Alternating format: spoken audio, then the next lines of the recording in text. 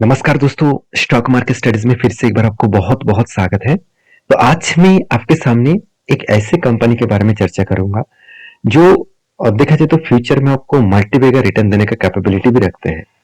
अभी आप कहेंगे सर ऐसे कौन सा कंपनी है जो फ्यूचर में मल्टीबैगर देने का कैपेबिलिटी रखते हैं और साथ ही साथ वो एक बैंक सेक्टर होने के नाते भी एक बैंक होने के नाते भी आज भी उसका प्राइस 100 रुपीज के नीचे है और फ्यूचर में यही बताया जा रहा है। सर मैं नहीं, आपको मैं प्रूव करके दिखाऊंगा। बहुत सारे बड़े बड़े एनालिसिस भी यही बात कहा है। इस कंपनी एक मल्टीबैगर कंपनी बनने का तैयारी में है। उसके साथ साथ ये एक एचडीएफसी बैंक जैसा मल्टी कैप बनने वाला है। तो अभी बनेगा कि नहीं बनेगा वो तो आपको बाद में पता चलेगा। फिलहाल के जो सिचुएशन है उस सिचुएशन को देखते हुए कुछ पॉइंट्स मैं आपके साथ शेयर करूंगा, जो पॉइंट्स आपको जरूर देखना चाहिए, जिस पॉइंट के बेसिस में मुझे लगता है इस कंपनी का फ्यूचर में ग्रोथ ज्यादा से ज्यादा होने का चांसेस है। तो सबसे पहले कुछ इंपॉर्टेंट पॉइंट मैं आपके साथ शेयर करूंगा। वो बैंक कौन सा है उसको जानने से पहले इंडिया में कितने सारे प्राइवेट बैंक है वो सबसे पहले जान लीजिए। जैसे ICICI bank, axis bank, HDFC bank, ये तीनों ही लीडर बैंक है। कोटक बैंक भी, उसके बाद येस बैंक, फेडरल बैंक, उसके साथ साथ आरबीएल बैंक, आईडीबीआई, बंधन bank, DC bank Karnataka, IDFC first bank, Indian overseas bank, साथ ही साथ धनलक्ष्मी, उसके बाद सीएसबी बैंक। तो उसके साथ साथ देखेंगे तो यूको, उसके साथ नेशनल बैंक, और भी देखिए कितने सारे आईएनजी बैंक है, सीएसबी बैंक है। तो इतने सारे बैंक है। तो कहने का मतलब है इतने सारे प्राइवेट बैंक के अंदर आपको ढूंढना बहुत प्रॉब्लम्स होगा कि कौन सा छोटा बैंक अभी मार्केट कैप जिसका छोटा है वो फ्यूचर में एक मल्टीबिलियनर कंपनी बन सकते हैं। देखिए उसी से जुड़ी हुई मैं कंपनीज के बारे में चर्चा करूंगा। उसका नाम है आईडीएफसी फर्स्ट बैंक।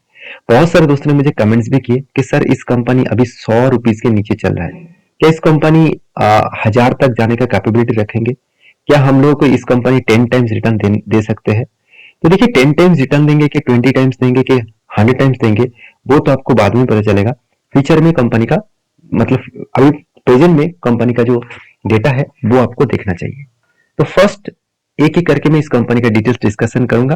तो सबसे पहले मैं कंपनी के एक बार बिजनेस मॉडल से शुरू करता हूं। देखिए सबसे पहले रिटेल बैंकिंग। कंपनी पे तीन अलग अलग बैंकिंग है, रिटेल बैंकिंग है, एसएमई बैंकिंग है, उसके साथ साथ कॉर्पोरेट बैंक है।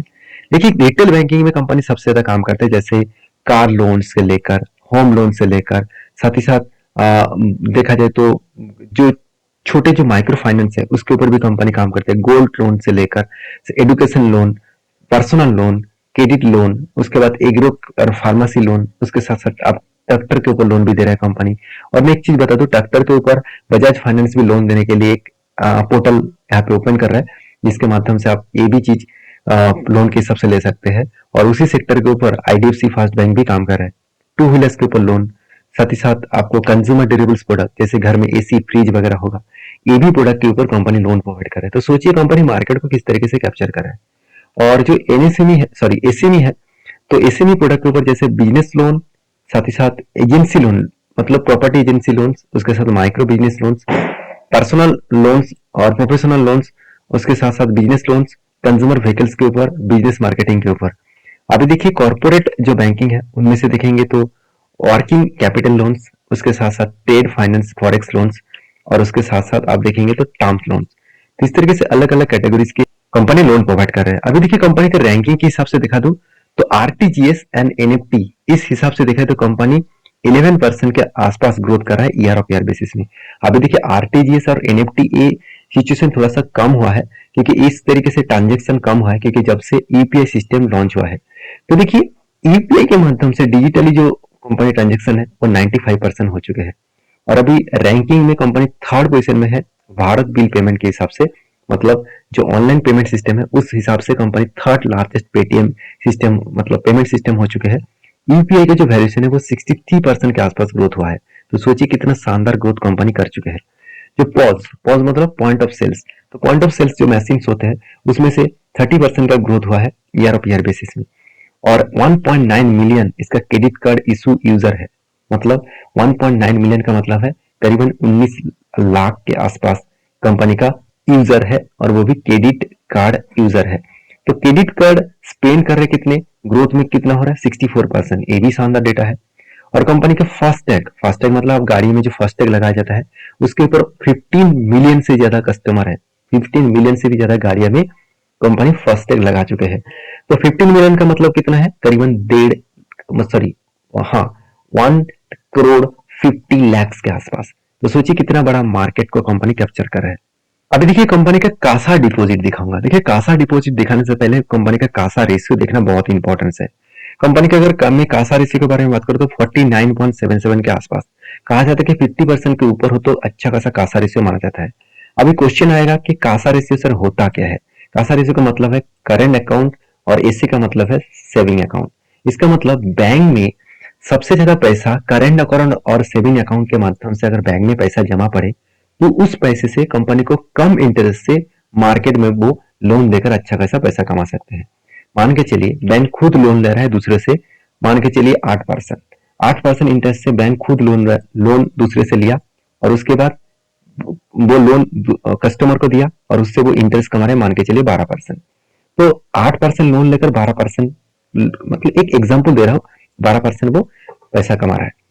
अगर वही लोन कासा रेशियो से मिल जाए तो उसका फायदा ज्यादा होगा, क्योंकि करेंट अकाउंट में तो कोई तो इंटरेस्ट देना नहीं पड़ेगा। सेविंग अकाउंट में क्या करना पड़ेगा, सेविंग अकाउंट में 5% के 3, 4, 5% के आसपास इंटरेस्ट देना पड़ेगा। तो सोचिए उस पैसे को वो ज्यादा यूज करेंगे और उस पैसे से कंपनी का इनकम ज्यादा देखने को मिलेगा। तो जो बैंक का कासा रेशियो ज्यादा है उसका प्रॉफिटेबिलिटी ज्यादा है। जैसे इंडिया के जितने सारे प्राइवेट बैंक है उनमें से सबसे ज्यादा कासा रेशियो कोटक महिंद्रा बैंक के ऊपर है। अभी आपको मुझे कमेंट्स करके बताना है कोटक महिंद्रा बैंक का कासा रेशियो कितना है। आप गूगल का हेल्प ले सकते हैं। तो चलो अभी देख लेते हैं बाकी इंपॉर्टेंस पॉइंट का। जैसे आप देखेंगे तो कासा डिपॉजिट, अभी कासा डिपॉजिट होता क्या है। देखिए कितने लोग कासा डिपॉजिट मतलब कितने लोग कासा रेशियो के हिसाब से डिपॉजिट कर चुके हैं। अभी देखिए ईयर ऑफ ईयर बेसिस में ग्रोथ हुआ 26% और क्वार्टर क्वार्टर बेसिस में ग्रोथ हुआ 11%। अभी देखिए शानदार तरीके से कंपनी का कासा डिपॉजिट का ग्रोथ हो रहा है, करीबन 74% के आसपास लास्ट 4 साल में कंपनी का ग्रोथ हुआ। कितना तगड़ा ग्रोथ है आप देख सकते हैं। 20,000 करोड़ से बढ़ के हो चुके 71,000 करोड़। तो सोचिए कितना शानदार तरीके से मैसिव कंपनी का जंप देखने को मिला। करंट जो ईयर है, करंट जो सिचुएशन है वहां पे भी ग्रोथ देखने को मिला 79 करोड़ के आसपास, सॉरी 79,000 करोड़ के आसपास। अभी कंपनी के और एक पॉइंट आपको जरूर देखना है, कासा रेशियो तो मैं पहले ही बोल चुका हूँ, कासा रेशियो का जो परसेंटेज है वो थोड़ा सा फ्लैट हो चुका है, थोड़ा सा कम हुआ है। 50% के ऊपर था 2019 में, सॉरी 2021 मार्च में। मतलब क्वार्टर बेसिस देखा जाए तो 2021 में जिस तरीके से ग्रोथ हुआ था उस हिसाब से कंपनी धीरे धीरे करके थोड़ा सा कासा रेशियो को कम किया। अभी सबसे इंपॉर्टेंस क्या है, मैं इस कंपनी के बारे में बात करूं कि कंपनी का सबसे ज्यादा प्रॉब्लम्स था वो है retail bank, sorry corporate banking, wholesale deposit. तो होलसेल डिपॉजिट को कंपनी कम किया और रिटेल डिपॉजिट को ज्यादा किया। जिस कंपनी को वो रिटेल डिपॉजिट ज्यादा होंगे उस कंपनी का ग्रोथ होने का चांसेस, उस बैंक का ग्रोथ होने का चांसेस बढ़ जाएगा। क्योंकि रिटेल सेक्टर में रिटेल कस्टमर जैसे आप और हम लोग क्या करते हैं, बैंक में जाकर सेविंग अकाउंट में, करेंट अकाउंट में पैसा डालते हैं, बिजनेस के लिए करेंट अकाउंट और खुद के सेविंग अकाउंट में पैसा डालते हैं, उसी को कहा जाता है रिटेल डिपॉजिट। और होलसेल डिपॉजिट का मतलब क्या है, होलसेल डिपॉजिट ऐसे करेंट अकाउंट के जैसे है। तो रिटेल डिपॉजिट जितना कम होगा, सॉरी ज्यादा होगा उतना ही खास है। तो 2018 में रिटेल डिपॉजिट कम था और होलसेल डिपॉजिट ज्यादा था। उसके बाद देखिए अभी क्या हुआ, अभी 2023 में सितंबर के डेटा के हिसाब से 23% होलसेल डिपॉजिट हो गया और 77% रिटेल डिपॉजिट हो गया। तो सोचिए किस तरीके से यहाँ पे चेंजिंग देखने को मिला। अभी देखिए कंपनी का जो बिजनेस एरिया है उस एरिया के हिसाब से कहाँ से कंपनी का किस तरीके से मतलब percentage wise company loan book कर रहा है आप जरूर देखिए। जैसे देखिए कंपनी का सबसे ज्यादा लोन बुक है मॉर्गेज लोन के ऊपर।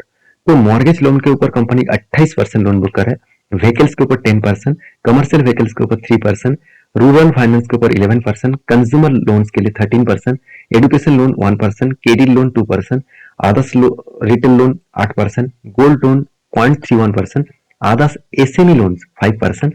और देखिए लार्ज जो मतलब कॉर्पोरेट लोन है वो 1%। ये मुझे सबसे अच्छा लगा कि लार्ज कॉर्पोरेट लोन में वो कम प्रोवाइड कर रहा है, क्योंकि कॉर्पोरेट में लोन देना मतलब बहुत खतरा है।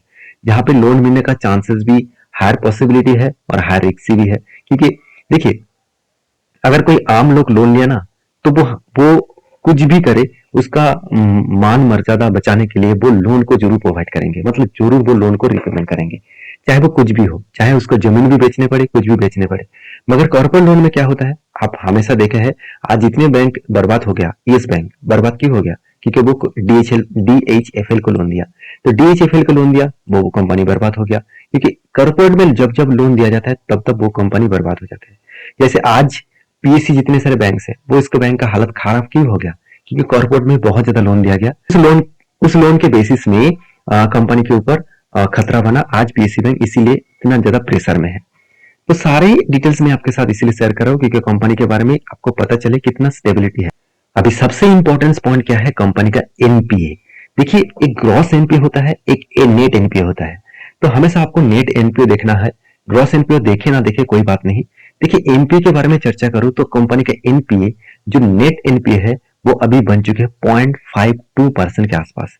अगर मैं यही चीज को बाकी बड़े बैंक्स के बारे में चर्चा करूं, जैसे HDFC bank, Kotak bank, ICICI bank, उसका एनपीए भी सेम टू सेम इसी रेंज के अंदर देखने को मिलेगा, 0.50, 0.60, 0.65 के आसपास।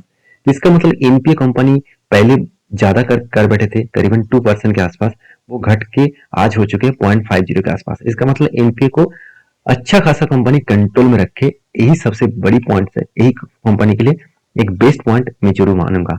तो कंपनी का जो एनपीए है वो अलग लेवल का यहाँ पे चेंजिंग देखने को मिला, अलग लेवल का ग्रोथ देखने को मिलेगा। जितने एनपीए कम होंगे उतना ही बैंक के लिए खास होगा। तो अभी कहेंगे सर एनपीए होता क्या है? एनपीए का मतलब होता है नेट नॉन परफॉर्मिंग एसेट। तो नॉन परफॉर्मिंग एसेट क्या है वो भी बता दूं। मान के चलिए, मैं एग्जांपल दे रहा हूँ, मान के चलिए आपने कोई एक बैंक 5 कस्टमर को लोन दिया, तो चार से 5 कस्टमर का लोन दिया, इनमें से 3 कस्टमर लोन वापस किया और 2 कस्टमर लोन वापस नहीं कर पाए। तो ये जो पैसा मार्केट में पड़े हुए हैं उस पैसे को वो उठा नहीं पाएंगे, तो उसको वो एनपीए के हिसाब से घोषित करेंगे। तो जितना पैसा मार्केट में पड़े रहेंगे, जो पैसा बैंक के पास और नहीं आने वाला है, तो बैंक के लिए वो डिफॉल्ट बन जाएगा और वो बैंक के लिए एनपीए बन जाएगा। तो वो जितना कम होगा उतना ही खास बनेगा। अभी देखिए, सबसे इंपॉर्टेंट पॉइंट और एक चीज है, कंपनी का नेट इंटरेस्ट इनकम। देखिए, कंपनी का जो इंटरेस्ट है, इंटरेस्ट से ही कंपनी का इनकम होता है, और इनकम किस तरीके से ग्रोथ हो रहा है आप देख सकते हैं। 34% के आसपास ग्रोथ हो रहा है ईयर ऑफ ईयर बेसिस में। तो लास्ट 4 सालों में 27% का ग्रोथ हुआ और पिछले सालों से ईयर ऑफ ईयर बेसिस में ग्रोथ हुआ करीबन 34%। तो अलग लेवल का एक ग्रोथ देखने को मिला, क्योंकि 2019 से 2023 तक जो डेटा है वो यही कह रहा है कि कंपनी का नेट इंटरेस्ट इनकम बहुत तेजी से बढ़ रहा है। जितना नेट इंटरेस्ट इनकम बढ़ेंगे उतना ही कंपनी के लिए खासियत बनेगा। अभी देखिए, 2018 में कंपनी का टोटल ब्रांचेस था 206, मतलब 206। अभी करीबन 4 गुना कंपनी का ब्रांचेस बढ़ चुके हैं। अभी ब्रांचेस बन के हो चुके हैं 2023 में सितंबर का डेटा के हिसाब से 862 के आसपास। तो सोचिए कितना ज्यादा यहाँ पे ब्रांचेस बढ़ चुके हैं। उसी तरीके से कंपनी के एटीएम्स भी देखिए, करीबन 9-10 गुना बढ़ चुके हैं। 112 था 2008 में, सॉरी 18 में, और अभी बढ़ के हो चुके हैं 2023 में करीबन 1100 से भी ज्यादा एटीएम्स। तो कंपनी किस तरीके से ग्रोथ करे आप देख सकते हैं। देखिए, कंपनी का जो क्वार्टरली प्रॉफिट है ना, नेट प्रॉफिट, उसके हिसाब से बात करूं तो कंपनी कोविड के टाइम में लॉस किए थे। उसके बाद देखिए, कंपनी कभी पीछे मुड़ के नहीं देखा, कंटिन्यूसली खुद का प्रॉफिट को किस लेवल में ग्रोथ किया आप यहाँ पे देख सकते हैं। इसका मतलब कंपनी का जो ग्रोथ है वो बहुत शानदार तरीके से हो रहा है। पहले देखिए 2000 मतलब 20 का जो क्वार्टर था कोविड से पहले, उस सिचुएशन में देखे तो कंपनी के ऊपर बिग बिग लॉसेस देखने को मिला था। उसके बाद कंपनी सेकेंड वेव आने से पहले थोड़ा सा रिकवरी किए थे, फिर से सेकेंड वेव खत्म होने के टाइम में भी कंपनी का रिकवरी थोड़ा सा डाउन साइड में गया, और उसके बाद देखिए कंपनी आज तक पीछे मुड़ के नहीं देखा, कंटिन्यूसली अप ट्रेंड मूवमेंट में देखने को मिला है। अभी देखिए, कंपनी का जो टोटल एसेट है, टोटल एसेट जो है वो कंपनी का फाइनेंशियल ईयर के हिसाब से 26% के आसपास ग्रोथ हुआ। डिपॉजिट के बारे में बात करूं तो सबसे इंपॉर्टेंट पॉइंट क्या है, डिपॉजिट। जो कस्टमर डिपॉजिट है वो 44% के आसपास बढ़ा, मगर जो कासा रेशियो है वो यहाँ पे घट चुके हैं, क्योंकि पहले 2023 में फाइनेंशियल ईयर में पिछले सालों में था 50% के आसपास, अभी वो घट के हो चुके 46% के आसपास। तो अभी एसेट क्वालिटी के बारे में बात करूं तो एसेट क्वालिटी में भी कुछ कुछ डाउन साइड में देखने को मिला, कुछ कुछ पॉजिटिव साइड में देखने को मिला है। बैंकिंग पर इस सितंबर क्वार्टर खत्म होने से पहले, खत्म होने के बाद कंपनी के बैंक के ऊपर जो डिपॉजिट देखने को मिला, बैंकिंग इंडस्ट्रीज के ऊपर टोटल डिपॉजिट कितना है, करीबन करीबन आप देखेंगे तो 20 करोड़ के आसपास, सॉरी 2 करोड़ के आसपास। और आज इस आईडीएफसी बैंक के ऊपर कितना डिपॉजिट है? करीबन 1,71,000 करोड़ के आसपास, करीबन 0.85% के आसपास कंपनी कंट्रीब्यूट किए है। तो यहाँ पे भी कंपनी का अच्छा खासा एक पॉजिटिवली बैंक के ऊपर जो डिपॉजिट है वो भी देखने को मिला। अभी सारी चीजें मैं आपके साथ शेयर करूँ, अभी फाइनेंशियल डिटेल्स के बारे में बात करूंगा। कंपनी के देखिए आरओसी आरओई एवरेज लेवल के आसपास है। इंडस्ट्रीज पीयू से कंपनी का पीयू थोड़ा सा हाई है। कंपनी के ऊपर अच्छा खासा प्रोमोटर होल्डिंग है और एनपी कंपनी का इनकम भी अच्छा खासा देखने को मिला। हाथ में कर्जा भी बहुत ज्यादा है। देखिए बैंकिंग सेक्टर में जितना कर्जा ज्यादा होगा उतना ही बैंक का ग्रोथ होने का चांसेस रहेंगे। अभी बैंक का जो मैं क्वार्टरली रिजल्ट है उसके बारे में चर्चा करूं तो कंपनी का सेल्स लगातार बढ़ते चले गए। उसके हिसाब से इन कंपनी का इंटरेस्ट भी बढ़ा और उस हिसाब से कंपनी के एक्सपेंस भी देना पड़ा और अच्छा खासा कंपनी प्रॉफिटेबिलिटी को भी मेंटेन कर रहे हैं। तो कंपनी देखिए लास्ट कुछ मतलब क्वार्टर्स में अच्छा खासा प्रॉफिट मेंटेन किए। उसी हिसाब से ईयर ऑफ ईयर बेसिस देखा जाए तो कंपनी जो लॉस कर रहा था कोविड के टाइम में उसको फिर से रिकवरी भी किया और आज 2,900 करोड़ के आसपास कंपनी प्रॉफिट किया। इसका मतलब कंपनी धीरे धीरे करके आगे बढ़ने का कोशिश कर रहा है और अच्छा खासा ग्रोथ भी कंपनी मेंटेन कर रहा है। अभी कंपनी का देखिए sales growth, profit growth, return of equity उतना खास नहीं है, मगर सेल्स ग्रोथ प्रॉफिट ग्रोथ अच्छा खासा देखने को मिला। और कंपनी का जो सीएजीआर का परसेंटेज ऑफ रिटर्न है, कंपनी आपको धमाका रिटर्न दिया। एक साल में 50%, 3 साल में करीबन 40%, 5 साल में करीबन 20% के आसपास रिटर्न दिया। अभी कंपनी के जो इन्वेस्टर है उसके बारे में बात करूं तो प्रोमोटर से लेकर एफआईडीएस पब्लिक हर किसी के पास इन्वेस्टमेंट आपको दिखेगा। अभी कंपनी के ऊपर एज ए रेशियोज के बारे में बात करूं तो कंपनी का आरओसी हमेशा आपको एक वीकनेस के हिसाब से देखने को मिलेगा। तो सारे पॉइंट्स मैं आपके साथ शेयर किया हूं। अभी जो मेन पॉइंट्स है वो है कंपनी का कर्जा। अगर मैं कर्जे के बारे में बात करूं तो कंपनी जो बोरिंग्स लिया, आपको लग रहा है कि 2 लाख करोड़ के आसपास कर्जा लिया। वो कर्जा इतना क्यों लिया? देखिए कंपनी का जो कर्जा है आधा बोरिंग से, इसका मतलब है कंपनी खुद के पैसे जो लिया है मार्केट से उठाया है उस पैसे को वो कंपनी एज ए लोन के हिसाब से लिया है, मतलब कस्टमर को लोन देने के लिए लिया है।